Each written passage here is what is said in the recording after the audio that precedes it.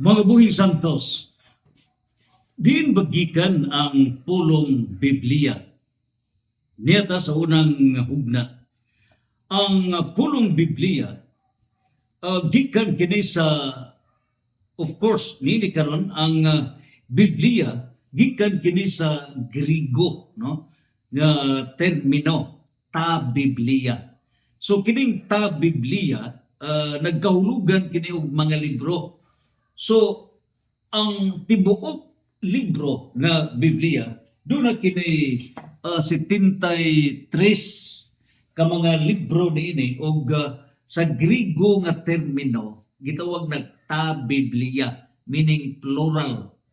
Unya sa Latin giusa kini in one book o kining usa ka libro mao kining gitawag og Biblia. So sa Latin nga termino usa na kini ka libro. Unya gikan kana sa Grigo nga termino nga mga libro. O nganong mga libro kapituan og tulo kana ka mga libro, no? So gihiusa kana in one book. So gikan sa Grigo nga ta Biblia, kapituan og tulo ka mga libro, sa Latin gitawag ka nag Biblia nga usa ka libro. O kini dayag ni Saint John Chrysostom, usa ka arsobispo sa Constantinople. Diin kini si Saint John Chrysostom nga nahimong arsobispo sa Constantinople, mao kini ang Istanbul karon, no? Istanbul diha sa Turkey. Ug si Saint John Chrysostom mo'y unang magsusulat nga opisyal gyud nga mitawag sa maong basahon nga Biblia. Ug kini nagalangkob sa kapatan ug unom ka mga libro sa daan nga testamento.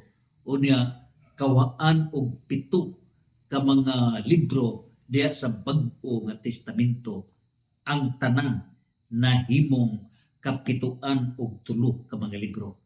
Sumaw kana ang Biblia, ta Biblia sa Grigo, meaning daghan nga mga libro, o sa Latin gitawag og Biblia, meaning usa ka libro. O kinigihipno ni Saint John Chrysostom, din iya kanang gitawag og Biblia niadtong tuig 300 ka unuman kawaluan og unom ngadto sa 300 kawaluan og 8 sa tuig 386 ngadto sa 388 anyo Domini. Din iyang gisulat kini sa iyahang libro nga Homilies on Matthew. Sumo kana nga official gitawag og Biblia, usa ka santos mo'y nagtawag niya na. Ug niini karon ang sa ari kita sa English, no? Ang Bible gikan na sa by, o ang by meaning duha. Nganong duha? Tungod kay gi-asimbol, Bible. Ang ball is a symbol.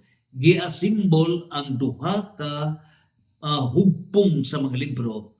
Ang daang hugpong sa mga libro kung daang testamento, giasimbol na sila sa uban sa bag-ong hugpong sa mga libro kung bag-ong testamento. So giasimbol na by duha na ball giasimbol. English kana.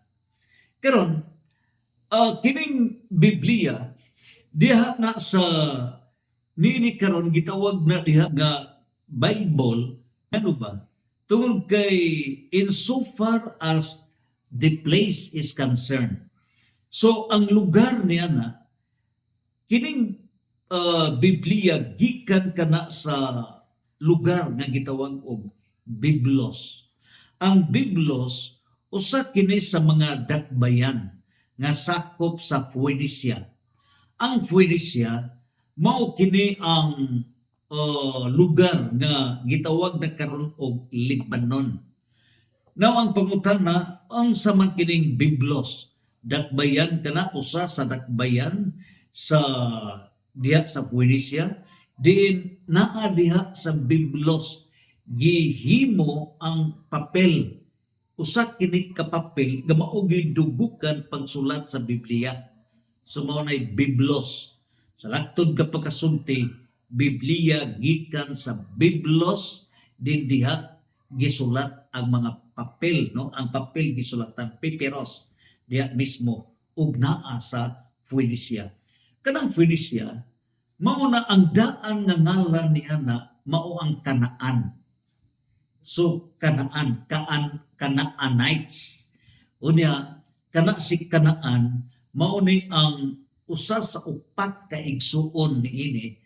Igsuon niini mao si Ehipto, si Put, si upat ni sila kay igsoon nga mga anak ni Ham. Si Ham mao'y usa sa tulo ka anak ni Lolodwe. So mao kini ang lugar, no, mao ni ang lugar nga diha gibuhat, diha giproduce, gihimo kanang mga papel diha sa Biblos, ang maong papel nga gisulatan niya ng Biblia o original nga Biblia. So mao kini ang kahulugan unsa kining Biblia, diin gikan ang Biblia. So again, kung atong tanawon ang gidaghanon niini, Biblia gi-asimbol kini gi-asimbol kini duha ka hugpong daan ug bag-o gi-asimbol kana. Unya karon sa lugar gikan na sa Biblos. Ang Biblos usa sa mga dakbayan, city-states nga naa sa Phoenicia. Ang Phoenicia mao nay ngalan, ang daang ngalan sa Phoenicia Kanaan. So karon ang ngalan na niini is Lebanon. So mao kana so far as lugar. Unya mao kini gihiusa kini o diha gikan kanang Biblia. Apan diha sa Biblia di nato makita ang pulong Biblia, dili. So sa kini ka misteryo nga ang pruiba tua sa gawas, wala sa sulod. Busa dakong sayo sa mga protestante nga maingon nga ang dili mabasa sa Biblia dili tinuod. Ngano ba? Tungod kay ang Biblia mismo dili man mabasa gikan sa Genesis hangtod sa Revelation.